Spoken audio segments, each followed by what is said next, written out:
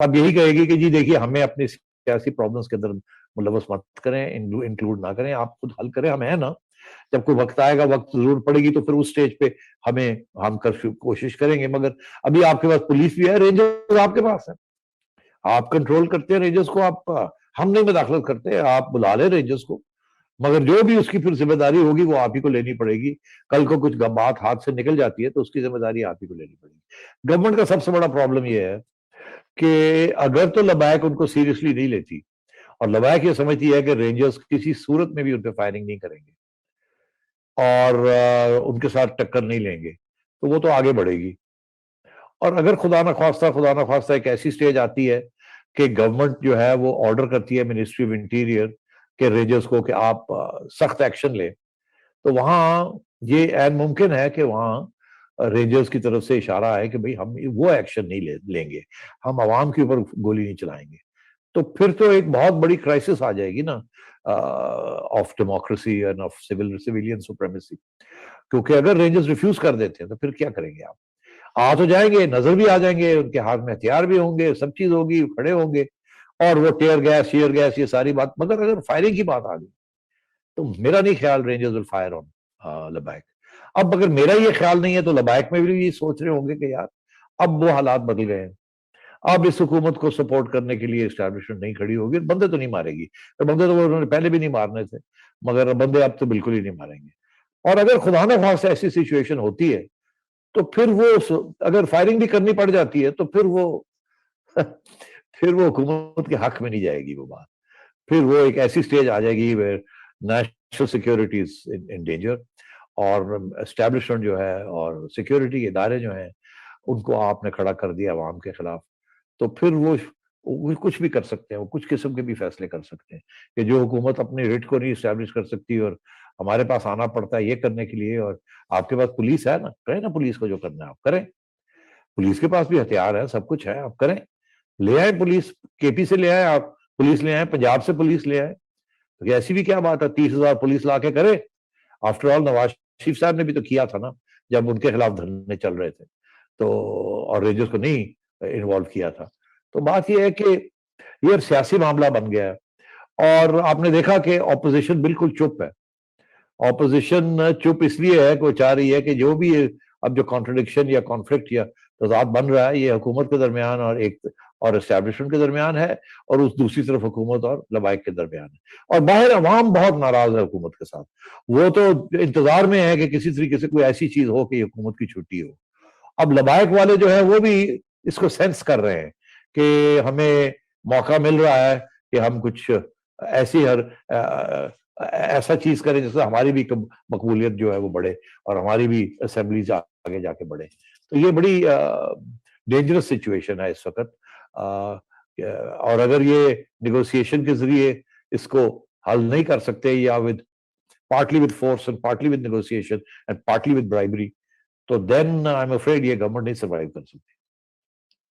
سیٹھی صاحب، ایک جو اہم بات ہوئی ہے وہ یہ ہے کہ کل وزارت داخلہ نے ایک نوٹیفیکیشن کے ذریعے پورے پنجاب کی پولیس بقول شیخ رشید کے انہوں نے رینجرز کے کنٹرول میں دے دیا. اب رینجرز جو ہے وہ پولیس انفورسمنٹ کا کام کریں گے. انہوں نے واضح طور پر کہا ہے کہ پولیس اب رینجرز کے انڈر میں ہوگی.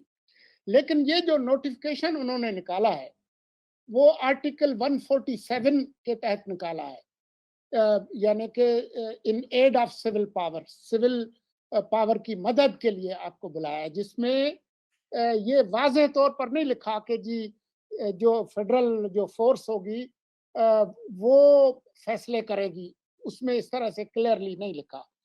جبکہ ایک آرٹیکل اور بھی موجود ہے آئین میں 245، جس کے اندر البتہ جب فوج یا رینجرز یا جو پیراملٹری فورسز ہیں ان کو براڈ پاورز ہیں، یہاں تک کہ جو ہائی کورٹ کا جو آرٹیکل 199 میں ریلیف دینے کا ہے وہ بھی ختم ہو جاتا ہے.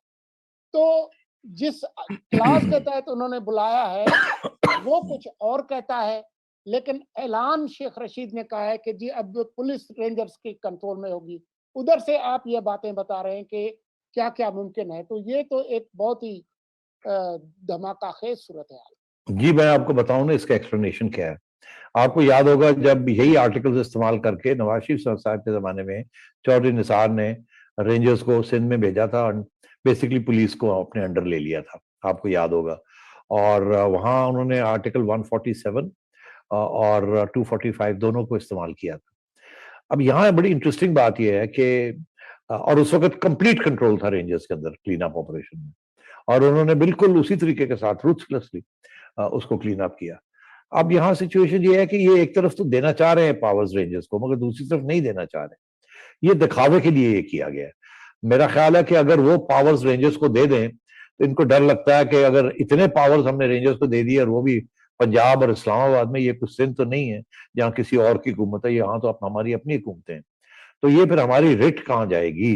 ہم نے تو پھر اس ملٹری کو اسٹیبلشمنٹ کو ملٹری کو ہینڈ اوور کر دیا نا سب کچھ. وہ اور بات تھی سندھ کے اندر, یہاں پنجاب ہے, یہاں مشکل ہے نا کام. تو یہ دکھاوے کے لیے کیا گیا ہے کہ جی پولیس کو بھی ہم نے رینجرز کے اندر دے دیا ہے.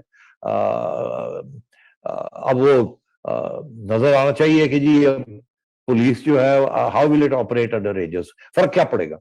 آپریشن تو رینجرز کا کریں گے تو پھر جا کے پتا چلے گا نا.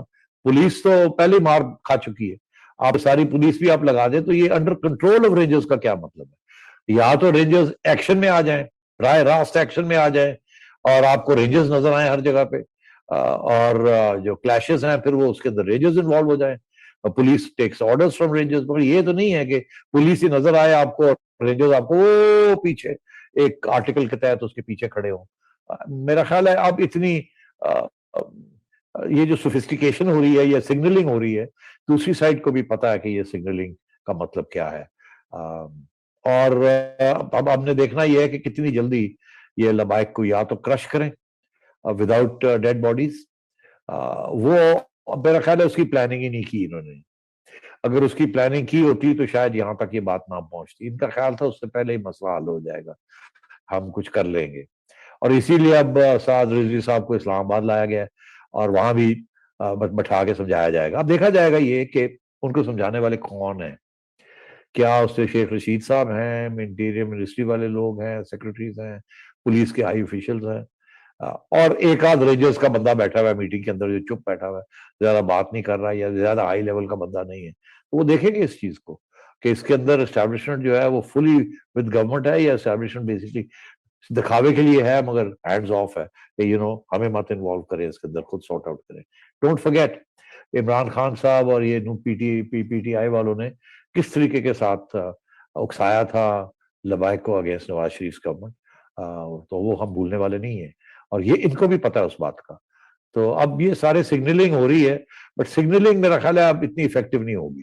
اب ایکشن ول بی افیکٹو, یا تو ایکشن کر کے دکھائیں پولیس کے ذریعے اور کامیاب ایکشن جس کی وجہ سے کوئی نیگوسیشن اچھی پوزیشن مل جائے ان کو آؤٹ آف اسٹرینتھ, یا یہ ہے کہ پھر ایونچولی اگر رینجرز کو بلانا پڑ گیا تو پھر تو میں سمجھتا ہوں کہ اسلام آباد میں اور پنجاب میں اگر رینجرز آ گئے تو پھر آپ سمجھیے you handed over the reins of power to the military.